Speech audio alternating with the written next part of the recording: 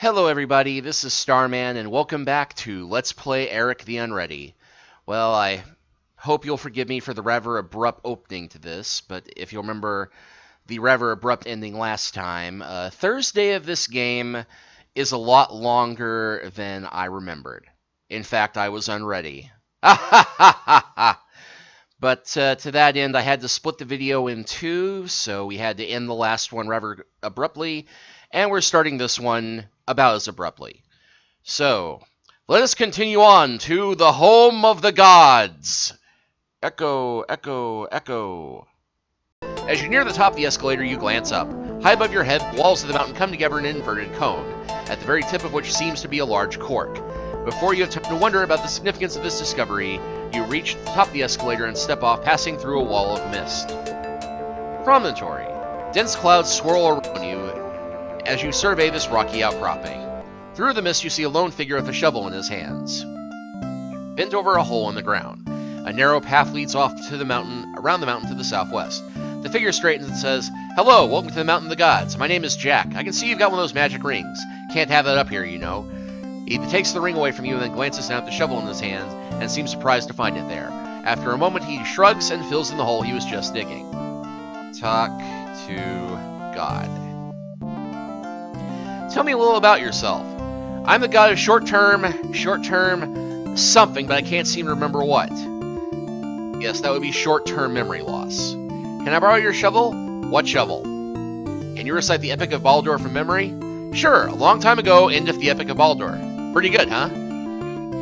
What's in the hole? By the way, I'd be happy to answer any questions you might have. If there's anything you want to know about, just ask me about it. Thanks for the memories. The god looks up and says, "Hello, welcome to the Mountain of the Gods. My name is Mike." He suddenly notices the shovel in his hand and seems surprised to find it there. After a moment, he starts digging again. Okay, let's examine the hole. You can't get close enough to get a good look while the god is standing over the hole. The god looks up and says, "Hello, welcome to the Mountain of the Gods. My name is Tom." He suddenly notices the shovel in his hand and seems surprised to find it there. After a moment, he shrugs and fills in the hole he was just digging. Clearly, we're going to need to get whatever he's burying, but we can't do that just yet. You cautiously pick your way around the level but narrow path, following its treacherous course around the mountain. After a while, the mist starts to dissipate, and the path broadens to become a track, then a road that leads you to a sunny open area near some classical buildings. Agora. Warm sunshine flashes across this pleasant plaza, bathing everything around you in a golden glow. There's a grove of trees growing to the west, and to the south lies the fabled Palace of the Gods. It's a phantasmagorical building that is steeped in the mysterious aura of legend. The road on which you first arrived disappears northeast into the mist. Glancing around, you see that you are nearly at the top of Mount Spa. From the very peak comes the glint of sunshine reflecting off something metal. Examine Mount Spa. The mountain rises dramatically to a peak just a few hundred feet above your head. Examine glint. You can't tell much from a glint. It's usually a game writer's way of telling you there's something up there that you want without telling you what it is. Alright, well, let's head south. You don't see any way to get into the palace. Well, with no other direction ahead, we go west. Glade. And, oh my. Man's imagination holds no lovelier sight than the goddess of beauty bathing in a woodland pool.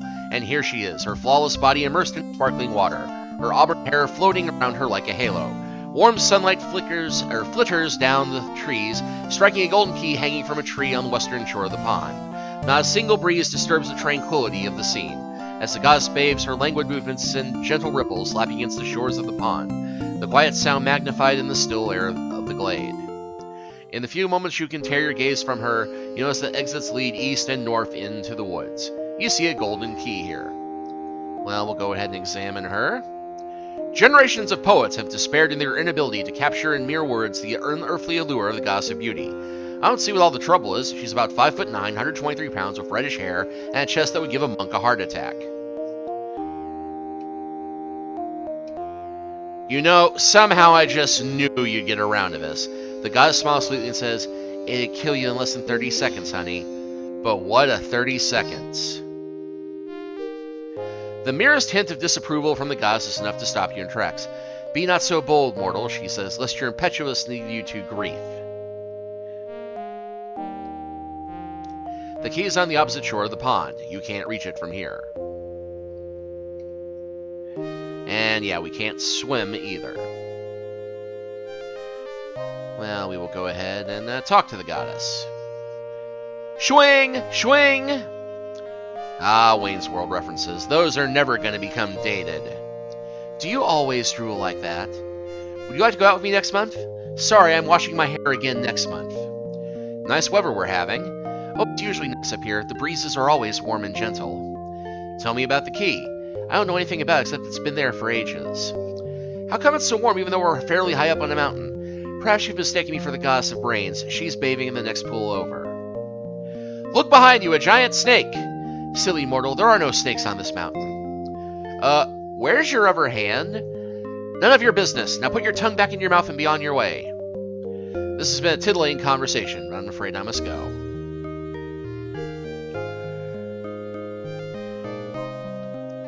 Alright, well, let's check the silly list of the Land of the Gods.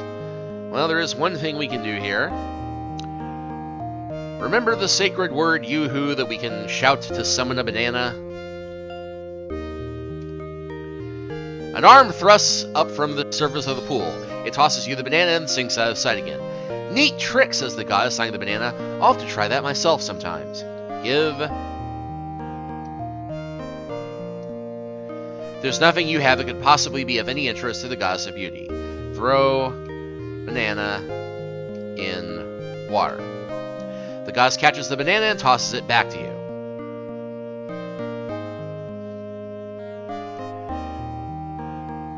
Okay, well, we've got that. Now we have examined her. Let's try moon. The goddess bursts out laughing, but quickly recovers. No place to go but north. Passing through the band of trees to the north, the weather quickly changes. Growing colder with every step, you climb up the mountainside and soon in a cave. Nervously, you step inside a windy cave. This is the home of the god of the north wind. Icicles hang from the ceiling and snow lies scattered on the ground. The god himself is pacing back and forth, swinging his arms, stamping his feet, and mumbling to himself. You bare your butt. It immediately gets frostbitten, turns black, and falls off. This has the unfortunate side effect of killing you, so on your death certificate, the cause of death will obviously have to be embarrassment. Embarrassment. Haha, you have failed. But that's what the undo key is for.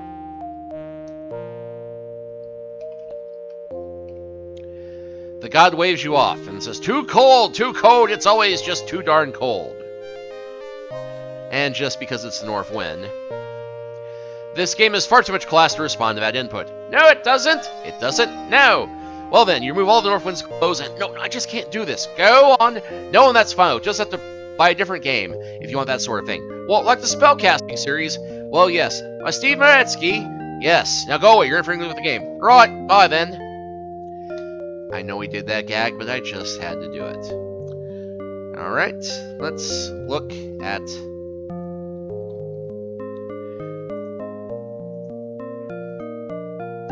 Everything you see reminds you that the room is cold. Very cold. Extremely cold. As cold as a walk-in freezer. As cold as an ice cube dropped down your back. As cold as a lawyer's heart. You get it. Cold.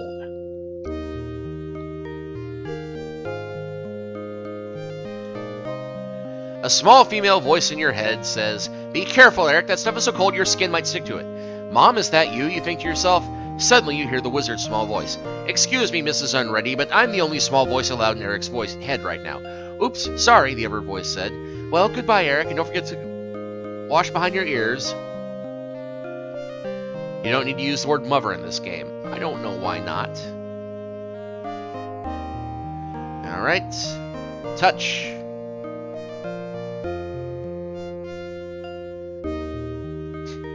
I cannot spell today.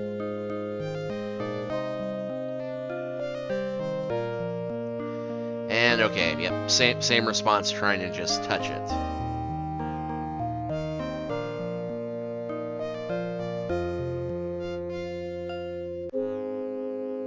Alright, well there's not much we can do here at the moment. Examine Northwind. He is stamping back and forth, alternatively waving his arms and blowing out his hands. He looks thoroughly miserable. But if we try and leave... Hey, mortal, the god calls. Do me a favor and take this note to the Palace of the Gods and give it to Morty. He scrawls out a note and folds it in half, passing his fingers along the edge to seal it shut. He then stuffs in your hand. He turns away and then looks back and says, "Oh, I almost forgot." He waves his hand and mumbles a phrase under his breath. "There, you'll be able to get into the palace now. The only people just wander in. Once you've been inside, you'll understand why. It's an image thing. Anyway, thanks a million."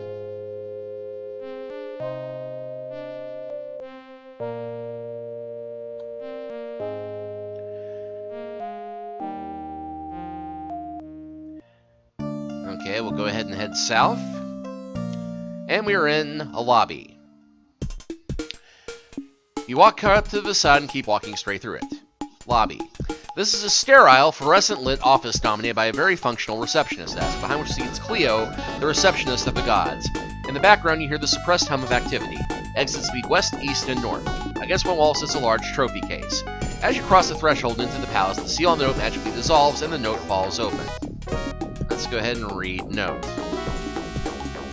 "Morty, you gotta get me out of here. I've been up here in this cave freezing every day for 5 years. I'm freezing my butt off. 2 more weeks and my contract's up.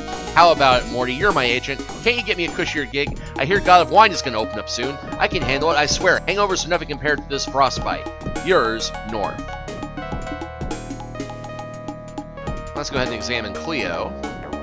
Cleo is a lively goddess who waves her hands a lot when she talks. She is fielding incoming calls with the casual efficiency of someone who has been doing it for a very long time. Let me get this straight. You think I'm gonna drop it right here on this floor and do it with you? I'm really insulted you think I would do that. She shakes her head in disbelief. You obviously have no idea how cold these floor tiles are on your bare ass.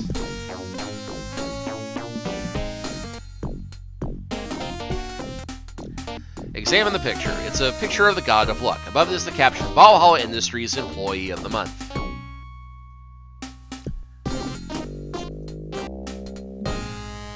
Cleo's desk is signaturally uninteresting. Let's see. Top 10 favorite pranks of the gods. Number 10, closing all the discos in heaven so the angels have to dance on the heads of pins. Number 9, telling man he was to be ruler of the earth and then creating woman. Number 8, letting the air out of atheist tires. Number 7, blindfolding a guy, hiding him for 3 days in a tuna packing plant, and then telling him he'd been swallowed by a whale. Number 6, imprisoning a people in the desert and then pelting them on the head every day with stale bread. Number 5, Dan Quayle. Number 4, convincing monks that celibacy is a good idea. Number 3, creating a complete fossil record in a day so that pinhead fundamentalists would have something to be right about. Number 2, getting virgins pregnant without telling their husbands. And the number 1 all-time favorite prank of the gods is David Letterman's haircut.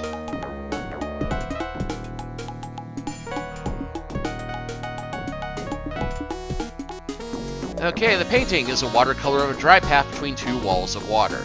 The card below it reads, Best Special Effects, the Parting of the Inner Sea. It's a feathered serpent costume. Below it is a card that reads, Special Award for the goofiest costume foisted off on worshippers. Okay, the boat. It's a miniature replica of an ark. Below it, the card reads, Lifetime Achievement Award for the most creative response to a world's overpopulation, the Great Flood. Examine the trophy. It's a rotate trophy that was first given out hundreds of years ago. Apparently, the gods are really into bowling. I knew that. Well, let's give the note to Cleo, get to business. Cleo looks at the note and hands it back to you. Then she shouts out of the closed door, Morty, someone to see ya! She turns back to you and says, he'll be out in a few minutes. The door to Morty's office opens. 2 grotesquely dressed characters emerge. Remember, Morty, they chorus, we are 2 wild and crazy gods. They do a slow shimmy out the front entrance. Morty puts his arm around your shoulder and guides you into his office. Morty's office is cluttered with tacky bric-a-brac. The walls are crowded with mementos and autograph pictures of him with gods and goddesses. Morty plops into a leather chair behind his desk. Immortal! Don't get many of them up here. What can I do for you? Haha. Yeah, let's check out some of the mementos. Because it actually is here on my list that examine the mementos in Morty's office and try taking them. Examine the mementos. The mementos are the usual junk that collects in offices until it's time to move, at which point they get tossed in a box and stored in the basement, thereby clearing the way for a whole generation of useless junk that would otherwise remain unborn. This timeless cycle is one of the underlying patterns that holds the universe together, and the disruption of it would cause the end of life as we know it. Get mementos. The very fabric of the universe shudders as you reach for the bric-a-brac. You withdraw your hand to make a mental note to try again, sometimes the universe isn't watching.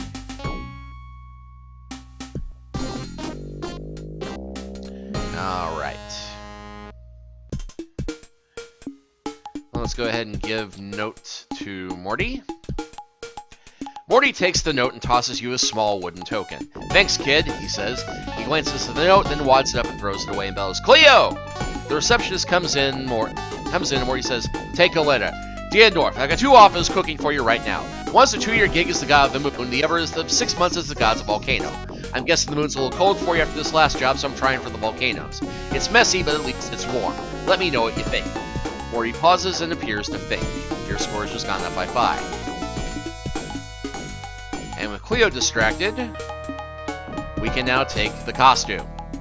Why? Well, we got points for doing it, so we must have had to have done it. Cleo returns and takes her place behind the desk. She takes some woad and puts it on the desk in front of her.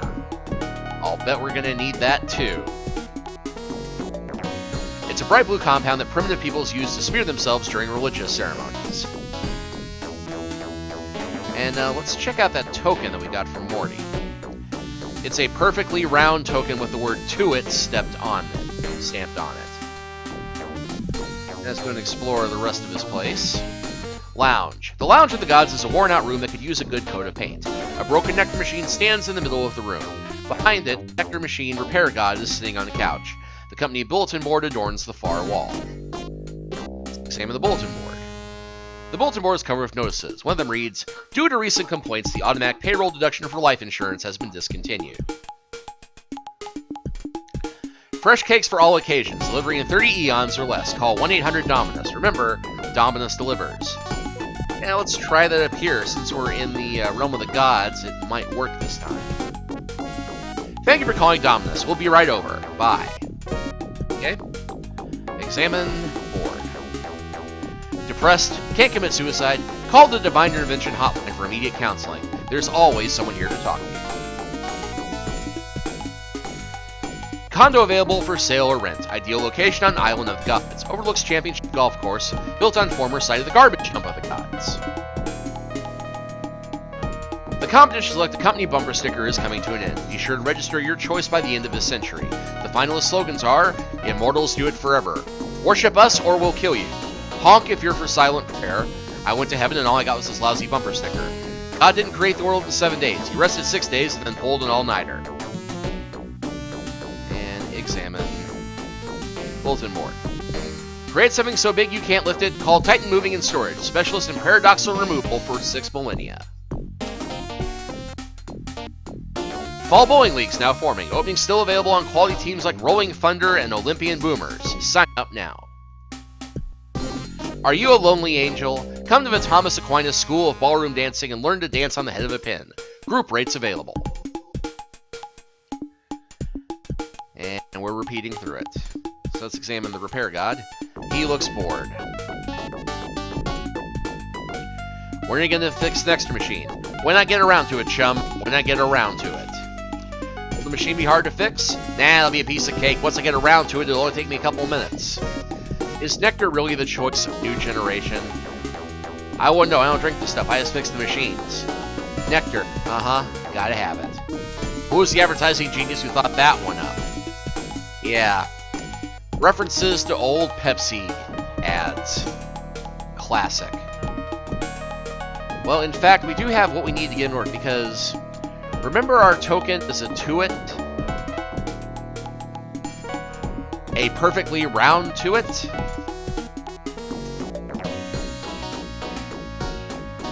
Well, would you look at that? A round to it. I guess I better get to work. He stands up, opens the machine, and fiddles with its innards. And then he closes up again.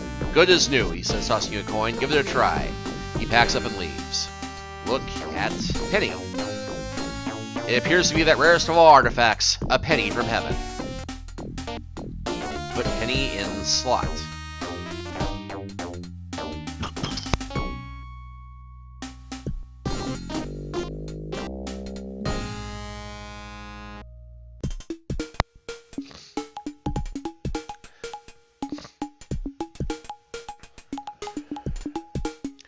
Okay, quick little edit cut here on the penny slot part.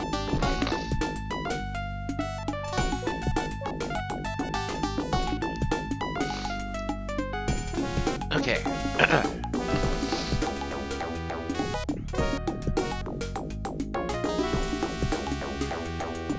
The penny falls into the machine with a satisfying clink. A bottle of nectar appears below. You take the bottle and suddenly hear a grinding noise from inside the machine. Whatever gremlin was occupying the machine before has returned with a vengeance. Get nectar. You already have the nectar. Okay, we'll head east and laboratory. This is a cluttered workshop full of odds and ends. In the sealed counter, you see a rock, a bush, some pills, a pair of sandals, and a trumpet. On the counter, you see a machine. As you enter, a white-coated scientist looks up and says, "Oh, welcome, I get so few visitors. Let me show you my latest project." He passes a large machine that is sitting on a counter. This is a prototype of an all-in-one plague machine. Up until now, our operatives have had to carry a separate piece of equipment for every plague they wanted to invoke. Staff for snakes, 5 of a sheep for locusts, etc. Now, this prototype is too large to carry, but when the final model is finished, all those separate functions will be combined in one small, easy-to-use device. Let me show you how it works. Just then, an aide sticks his head in the room and says, "You need over in the New Worlds lab, Johnson." Dropped a vial, and he says there was a really big bang. "Drat," says the scientist. He gives you an apologetic nod and leaves the room. Now let's go ahead and examine the sandals. These buoyant sandals contain compressed air and the soles that make walking on water a snap. Let's see, examine the trumpet. This trumpet has a high-frequency resonance generator that sets up sympathetic vibrations in nearby walls, causing them to tumble down. Examine the pills. Dehydrated wine pills. Be a hit at weddings. Just drop the pills into the water jugs at the feast and the guests will never know what hit them. Examine the rock. Armor-piercing shell designed as an ordinary slingshot rock, useful for small operatives facing larger adversaries. Examine the bush. Wireframe bush with authentic-looking but heat-resistant leaves. Gas jets at the base can be lit to make it appear the bush is on fire. Flame-proof hidden speakers are connected to a remote microphone, perfect for giving covert instructions from a distance. And examine the device. The machine has a button, a switch, a lever, a knob, and a crank. And let's turn the crank. You give the crank a turn, and suddenly you're knee-deep in slime wigs. They immediately disappear through cracks in nearby walls, but one of them is slower than the rest and is left behind. Get slime wig. Well, that was useful. And just for the heck of it, push button, Frank. You push the button. A plague of locusts flies through the air and disappears. Flip switch. You throw the switch. A coat hanger appears, then another. The first two mate, and a third appears. Soon you are undulated and copulating coat hangers, with obviously disastrous results. You have failed. Would that make this a really, really, really late-term abortion? I know, I'm terrible. Now let's see what else this does. You can't make any sense of the machine's controls, so let's try to look at just the machine. Okay, pull lever. A herd of frogs suddenly materializes, then glumps out of sight. And turn knob. A swarm of gnats attack your head, biting you if abandoned. Suddenly, they leave as quickly as they came.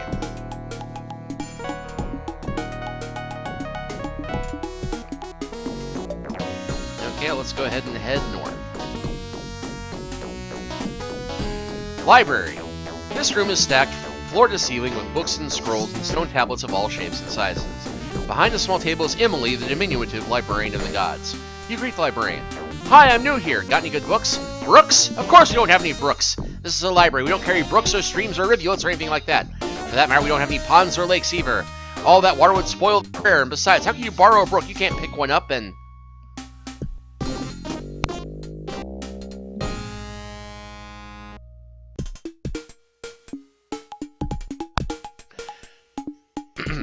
You break into her tirade. "Books! I said not brooks, books!" She stares at you blankly. "Well, that's different. Never mind."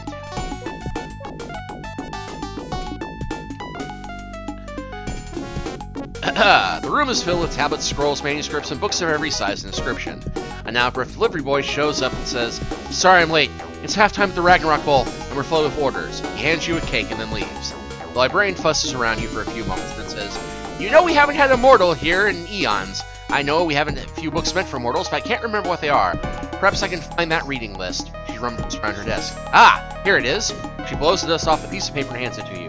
You can borrow any book you want so long as it's on this list. I seem to have lost my glasses, so when you've made up your mind, just tell me the title of the book you want. Okay, now there's a couple of silly things we might be able to do here.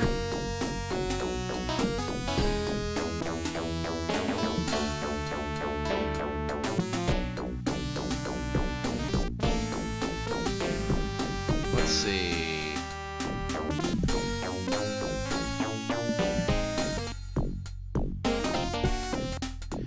Okay, yeah, there is one bit of advice here about order every book on the list, just to see what happens. Okay, we will go ahead and, you want to talk to the list? Examine the list. From Here to Eternity.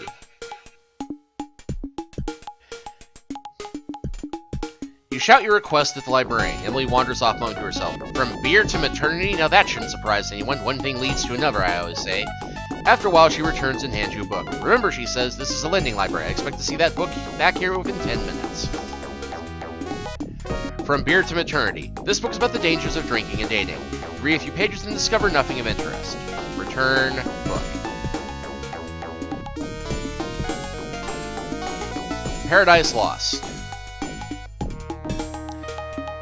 Pair of dice lost. Why mortals are so fascinated with gambling is beyond me. After a while, she returns and hands you a book.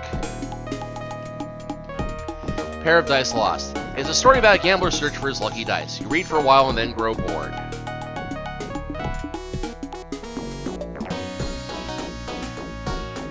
Stairway to Heaven. You shout your request at the librarian. Emily wanders off. Golf is the stupidest game ever invented. People chasing a little ball around a field all morning and then lying about how long it took them. After a while, she returns and hands you a book. Fairway 11. It's a golfer's autobiography that would have been better left unwritten. Okay. The 1 Minute Miracle Worker. I knew a fumble fingers who once worked in a mirror factory. Unluckiest person I ever met. The 1 Minute Miracle Worker. A fascinating account of a factory worker's attempt to speed up detection and rejection of inferior products in a mirror factory. Fascinating.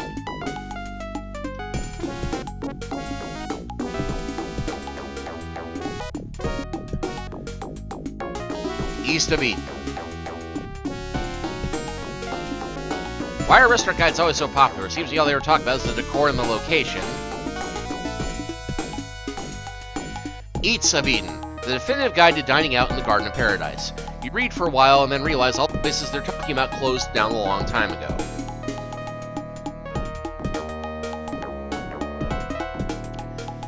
Let's see, how to scale Mount Spa. Why write a book about a sick horse is what I want to know. What does the horse's father have to do with it? Ailing Mount Spa. The case study of hereditary diseases in thoroughbred horses holds your interest for approximately 15 seconds. Yeah, clearly we do need instructions on how to get to the top of Mount Spa, but asking for them is not going to help. Grapes of Wrath. You shout your request at the librarian. Emily wanders off. Violence, murder, mayhem. Whatever happened to good taste? The Rapes of McGrath. You read about the heinous crimes of the notorious McGrath for a few seconds and then turn away in disgust.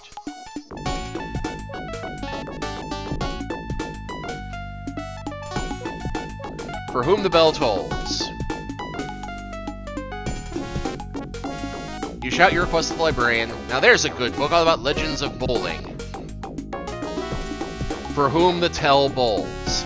A gripping account of professional sponsorship in the world of bocce. Baki, however you say it. It keeps you on the edge of your figurative seat for the entire 20 seconds it takes to read it.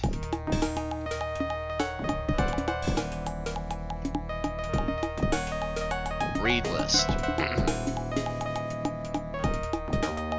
Really great rituals. That might be helpful. The commercialization of Christmas has gotten way out of hand. Why can't people be less materialistic?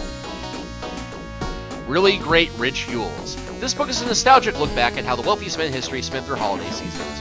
You read it until you get depressed, and then put it down. Just for the heck of it, let's see what happens if we don't return our book. The library book suddenly disappears. Okay, and here I thought we'd get struck down for not returning our book on time. Because that's what I'd do if I were the god of librarians. The sacred and the profane. What fun those picnics always were. We should do them more than once a millennium. The sacred and the propane. Ah, propane and propane accessories.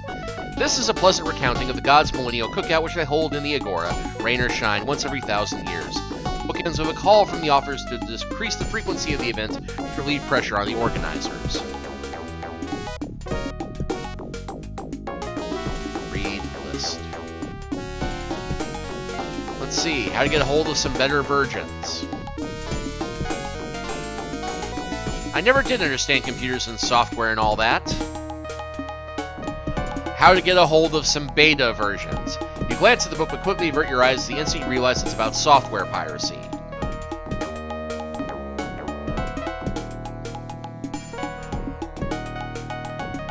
Joy of Hex. He never seems happy to me. The Joy of X. This is a brief account of the few moments of happiness in the short life of an unidentified man.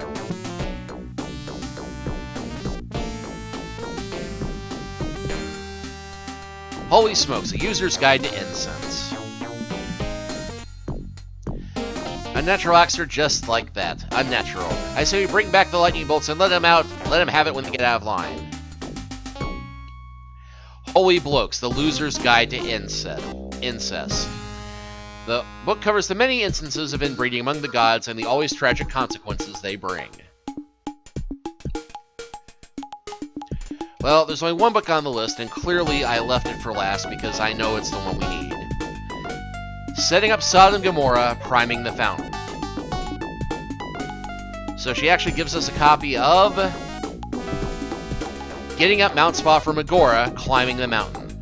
The book jacket says that it contains a ritual that will make a golden stairway appear, thereby making it possible to ascend to the very peak of the Mountain of the Gods. Intrigued, you debate with yourself whether to continue reading.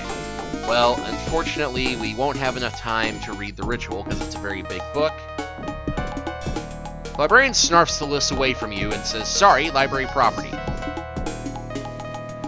Because the room immediately to our south, Scriptorium. This is a large room filled with robed figures bent over manuscripts that they are painstakingly copying. A thin young god greets you as you enter. There's a sign here. Richard leans back and says, "Riccatola! Coming to see Richard." Yep, this guy. Back when Rob Schneider was still culturally irrelevant as anything other than a joke for being culturally irrelevant.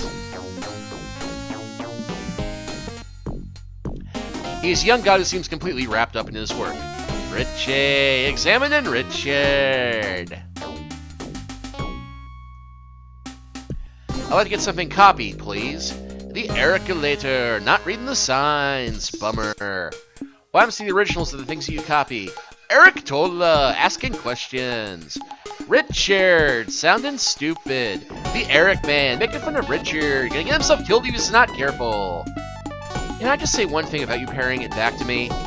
No. It's been nice talking with you. The Rickster, leaving the dialogue menu. Alright. Read, sign. We copy anything. Skip the original of the item unduplicated to the attendant on duty. The attendant smiles and says, "Eric, doing his homework." Give book to Richard. Richard disappears into the back. He returns moments later and hands you a perfect copy, presumably keeping the original somewhere in the back. Richard scratches his ear and tones, "Eric, solving the puzzle, making points, way to go, alright." And just for the fun of it, give book to Richard. Richard disappears into the back. He returns moments later and hands you a perfect copy, keeping the original somewhere in the back. Richard looks at you and says, "The Airman, trying for more points. Way to go, no way."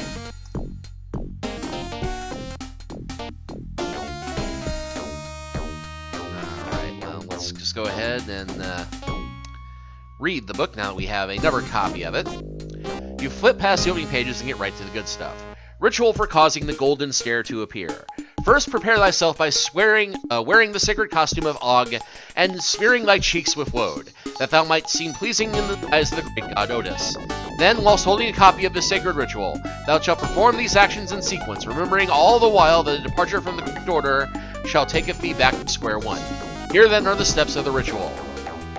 First, whilst in the Agora, stand upon the holy egg of oblivion, so that the memories of all gods other than the great Otis shall be erased from thy mind. Second, partake of a live slime wig, the animal most sacred to the compassionate god Otis. Third, turn around, that thou might be seen from all sides by the all-seeing, all-knowing god Otis. Fourth, turn around again in case Otis wasn't watching the first time.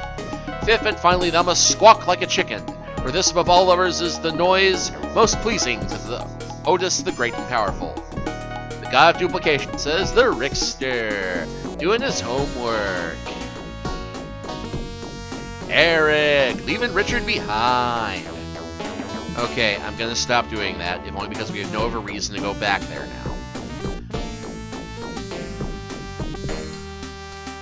So, we need to go find this Egg of Oblivion now. I'm sorry, the Goddess of Beauty is in an important meeting and can't be disturbed. Cleo looks you over slowly and says, my, what a lovely smile you have, except it's a little sideways. No, there's not an entrance fee. Exactly. It's a little more complicated than that. Actually, I tell a lie. We're going to go back just to try this. Eric, showing Richard his best side. Way to go. Eric Orama, being naughty. And just for the heck of it. You bear your bomb at Emily, but she appears fundamentally unimpressed. Young man, she protests, this is a library, but I get off work at 7. So it's a library, you just don't shout. That's what ball gags are for. Not that I would know anything about this, being a respectable librarian who has never done naughty things on the job. In the copy room.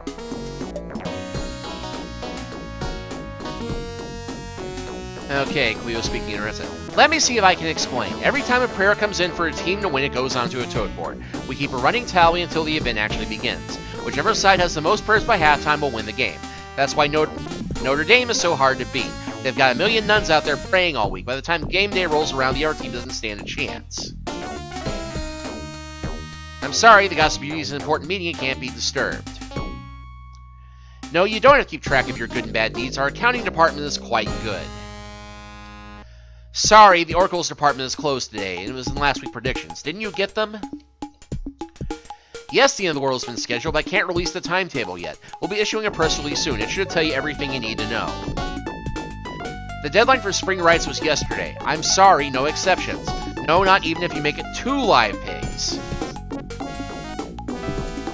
Sorry, there's a new price list for direct divine intervention. You must not receive your copy. I'll send a pigeon to you right away.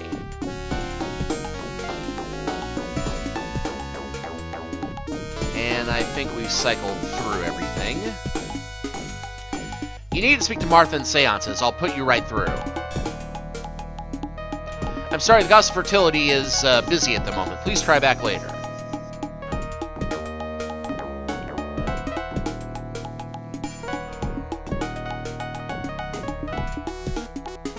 And there is one other running gag we can check out here. Because as you guessed, we're going to need that woad that Cleo has on her desk, which means we need to distract her again. But thankfully, in case you didn't get it the first time, a messenger keeps dropping off notes that you can keep taking back to Morty. And there's a few funny bits here that we should check out. Miracles is on vacation. Read note. The note is written in an indecipherable foreign language. All you can tell is that it is addressed to Morty. Give note to Cleo. Wait.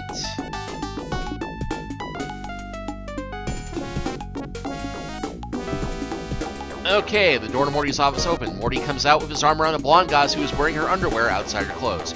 Sure, you can charge $50 for the book, babe. Just make sure the pictures aren't too tame. The goddess licks his ear and then leaves. That, of course, is a reference to Madonna and her infamous picture book Sex, which, yeah, $50 for a coffee table book of Madonna naked. I'm pretty sure you can find all that online for free now. Anyway, let's go ahead and talk to Morty. We didn't get a chance to do this last time.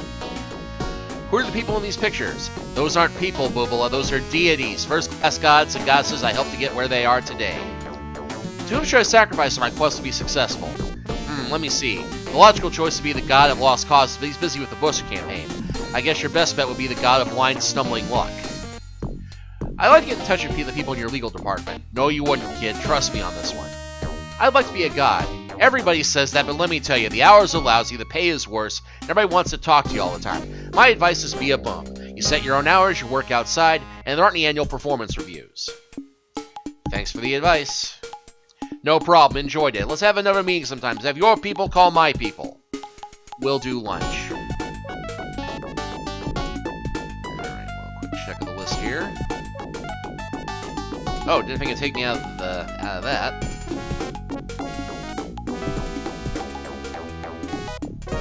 Alright, give note to Morty. Take a memo. Atlas, I know you're getting tired, but try and hang on a little longer. I'm sending Hercules over to spell you for a bit. Get woad.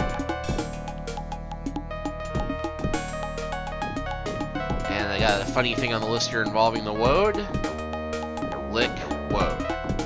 The woad doesn't look very appetizing. Hit woad. Bittersweet memories of Lily's voice echo in your head. Hit the woad, Jack. And don't come back no mo.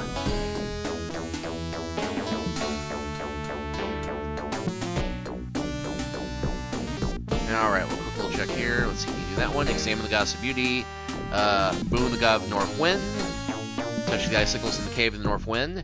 Keep showing the notes that Morty drops to Cleo. Keep going to Morty's office. Examine the mementos in Morty's office and try and take them. Show the ritual book to Richard twice. Hit the woad. Books Emily's book list. Read the plaque on the god's trophy case. Examine all the items in the god's trophy case. Examine all the objects in the case in the lab. Moon Cleo. Read everything on the bulletin board of the gods. And, yeah. Got pretty much almost everything done.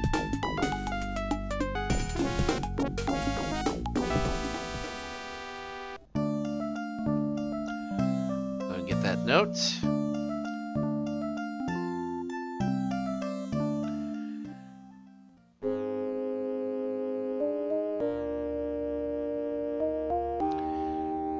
And we already got a chance to talk to him before, but actually we need to give him the news about his new job coming up. Cold enough for you? Ha ha, very funny. You're looking out, seize on you and freeze you into a pillar of ice. Tell me about Morty. He's my agent. Actually, he's the agent of all the gods. He's the guy who gets us these gigs. Why are you mad at Morty? Be the god of the north wind, he says. You'll be up on all the maps, he says. Big deal. Here I'm bottled up in this cave. I never get out. No one sacrifices to me. Do you ever see any virgins up here? No. The goddess of spring gets all the sacrifices. What's she gonna do with a bunch of virgins? I can't even blow my nose about one of those sunbathers down there complaining about it. How long have you been up here? It seems like forever, but it's only 5 years. I've got 2 more weeks to go, though. I should remember because today is my birthday. I started this gig 2 weeks after my birthday.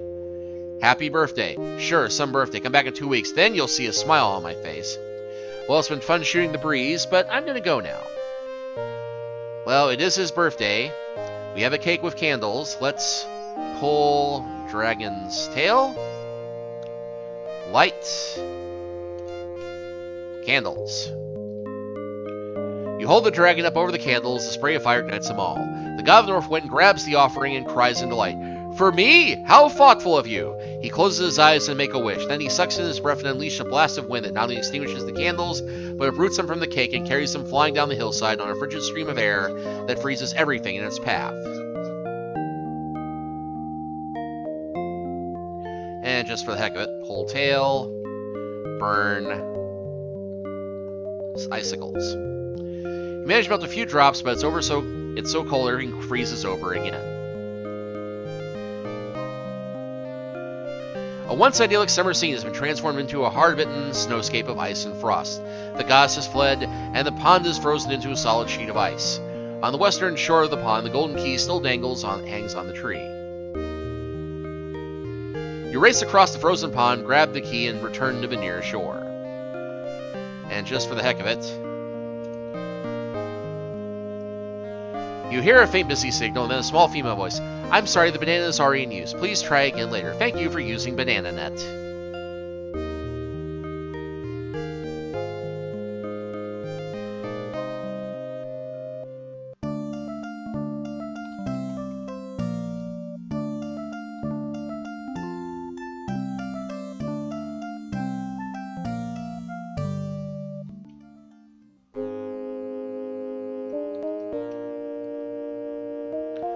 The pool is solid ice. You can't put anything in it. You like to break things, don't you? I do. Well, it said there's something funny that happens if you try summoning the banana when the ice is frozen, but I don't think I can do that since I never returned the banana in the first place. Alright, let's see. Examine the guys. North wind. Did that. Oh. Almost forgot about Tom, Dick, whatever his name is. Oh, Bob. Because he's hard at work. I think he could use a drink. Thanks, but I can only have one sip. It makes me pee. He takes the bottle, opens it with the opener, and then takes a swig. Then he closes it again and hands it back to you. Gallagher says, hello, welcome to the Mountain of the Gods. My name is Bob. Give nectar. Thanks, but I can only have one sip. It makes me pee. You can see where this is going, can't you?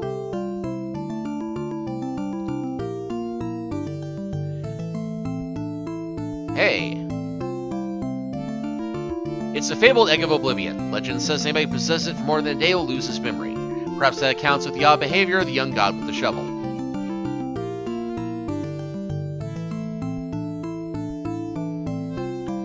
And just for the heck of it,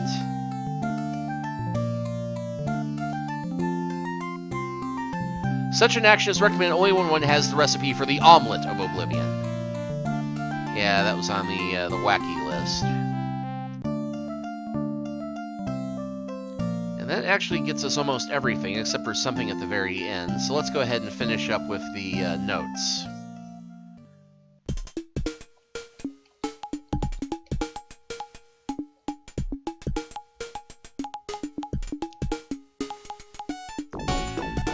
Okay, the door to Morty's office opens. A severely overweight goss with beautiful violet eyes comes out with Morty. Just lose the weight, honey. They'll come running back in a heartbeat. He ushers you out into the front room. Love the moo-moo. Yes, that would, of course, be a reference to the late, great Elizabeth Taylor, who had some weight issues, but did have lovely violet eyes.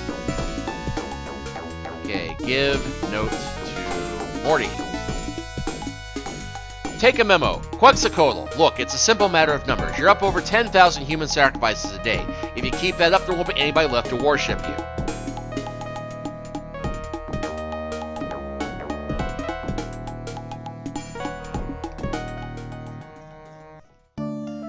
And get note.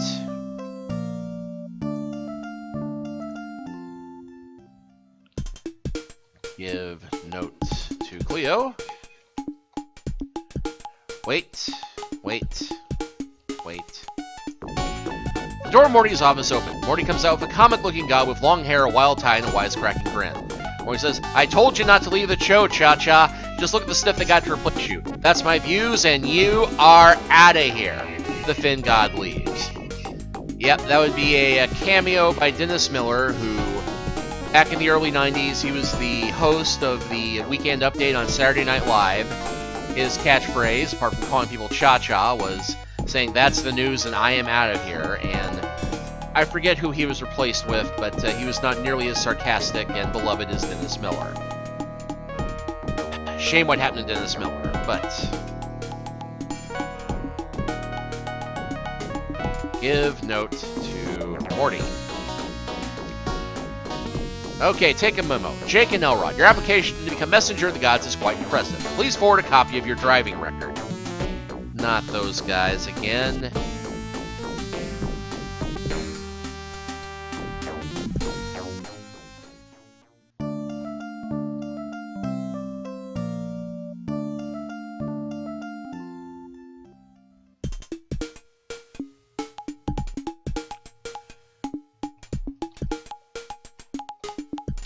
I'm sorry, we're not allowed to give out hints on this line. That's because you draw 1-900 pro clue.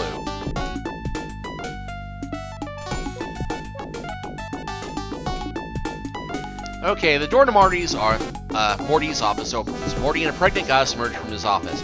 Go ahead and have the baby, Morty says. Even if some bozo protests, everyone will know he's just a pin trying to make some headlines between rounds of golf. That may be a reference to something, but I'm not particularly sure what.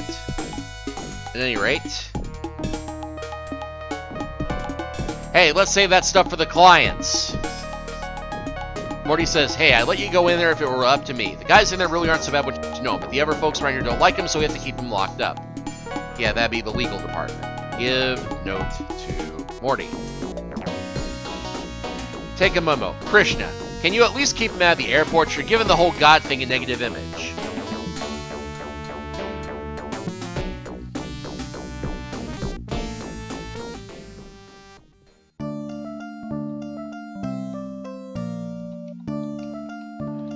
Go ahead and try this one on for size.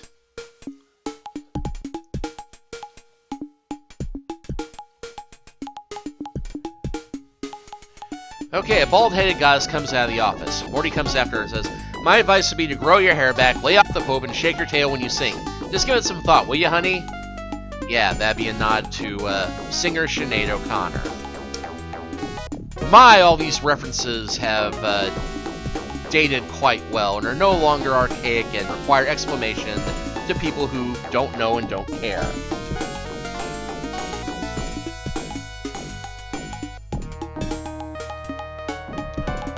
Take a memo. Anubis, you don't like the plastic surgery? I thought the jackal's head looked great. Why don't you give it a try for a couple of centuries, and then if you still don't like it, we'll do a makeover.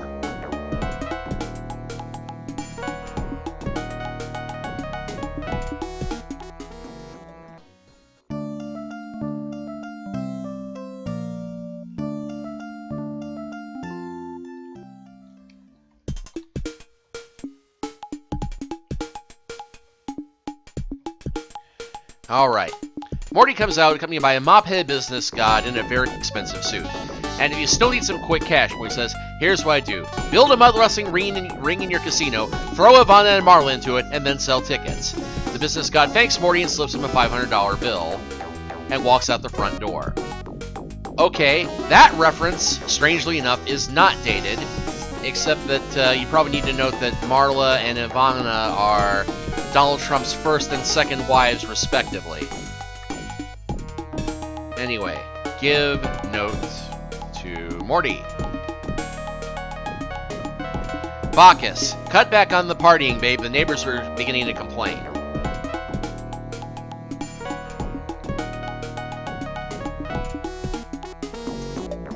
Thankfully, going through all these doesn't take more than an hour, usually.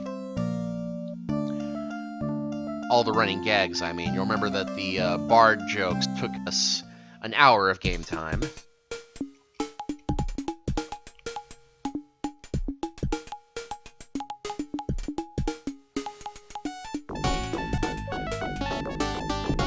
Okay, a short god with big ears comes out with Morty.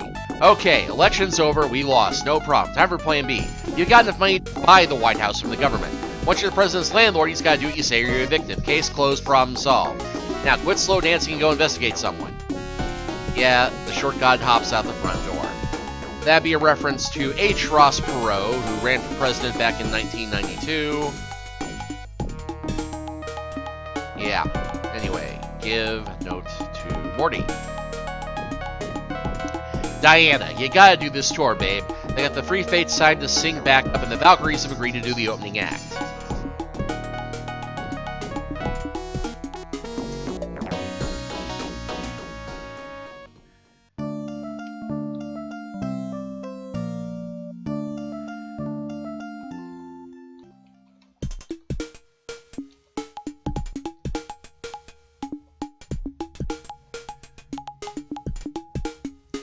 And we're back to the wild and crazy gods.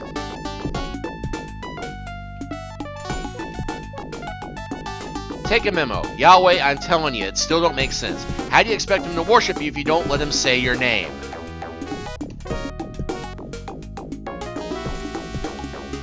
Alright, well, I think we've had enough of this. I think we're ready to do the ritual and get on with it. So, let us drop the egg.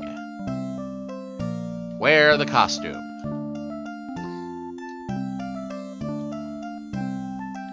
You put on the costume. Wear the woad. You smear the woad on your cheeks. A voice says, "Not those cheeks." Embarrassed, you fumble around in your pants. After a moment, the voice says, "That's better." Stand on egg. You balance precariously on top of the egg. Hold book. Eat slime wig. You pop the disgusting thing into your mouth. You know how sometimes you eat something that you think is going to taste terrible, but it turns out to be okay? Well, such is not the case here. The instant you put the slime wig in your mouth, it attaches little suckers on the back of your teeth, so that while its rear end is halfway down your throat, its front end is clinging on for dear life. So now it's trying to crawl up, and you're trying to get it down. Finally, you bite off its little pseudopods, and it slides wriggling and screaming all the way down to your stomach, where it gives a couple of kicks, and then lies still. Turn around. You do a quick pirouette, very stylish. You feel a kick in your stomach. That slime wig isn't dead yet. Turn around. You do a quick pirouette, very stylish. You give a small salty burp. And let's see. How did it have squawk spelled? Well, I wonder if they have squawk.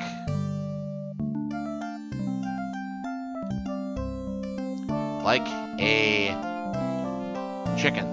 You don't need to use the word like. Nothing happens. After a while, one of the gods wanders through the agora and catches sight of you wearing a silly costume, your cheeks bright blue, standing on the egg looking like you've just swallowed a slime wig. He stops and says, "You're not performing the old golden stare ritual, are you? Geez, that was replaced years ago. Didn't you get the software upgrade? Well, never mind, I'll take care of it for you." He mumbles something under his breath, and a shining gold stare appears in the middle of the agora. "Take care," the god calls as he passes from sight. Moments later, after he leaves, you hear an explosion of laughter as if somebody had been trying to keep it in, but then simply couldn't hold on any longer. Alright, let's go ahead and go up. You climb the golden stairs, wishing all the while you could get rid of that Led Zeppelin tune that keeps running through your head. Peak. The view from the top of Mount Spa is breathtaking. You can see all of Taurus laid out before you, except, of course, for the places that you've already passed through, most of which are still obscured by a pall of smoke. Strangely enough, the ground up here is never dirt nor rock. It's a circle of cork, roughly 6 feet in diameter. The crowbar of the apocalypse is lying in the middle of the circle, secured by a golden strap that runs right across the cork to a golden lock on the edge. The only exit from here is the golden stair that leads back down to the agora. Let's go ahead and save here, and go back down.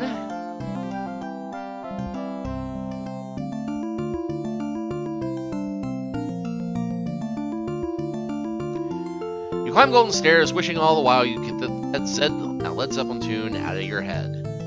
Okay. And let's try going up from here. You're already as high as you can get. This message brought to you by the Nostalgia for the 60s Incorporated. Okay, let's open lock with key. You put the key in the lock and give it a twist. The lock falls open and the strap comes loose. Suddenly, the golden staircase disappears. You hear a faint creak coming from the edges of the cork where it fits into the mountain. Pandora's box, a mother-in-law's mouth, this lock.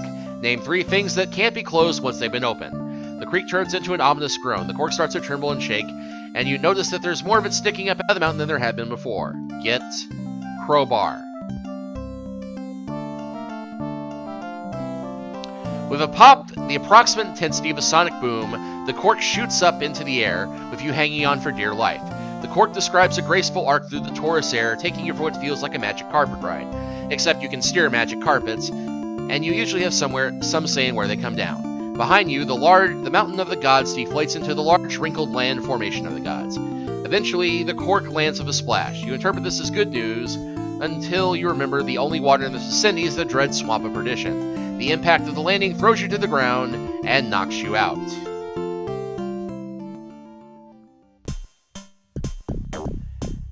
Meanwhile, a bachelor party? For me? You guys are the greatest. I'll bet L'Oreal is sorry she wasn't invited. You know, guys, it just doesn't get any better than this.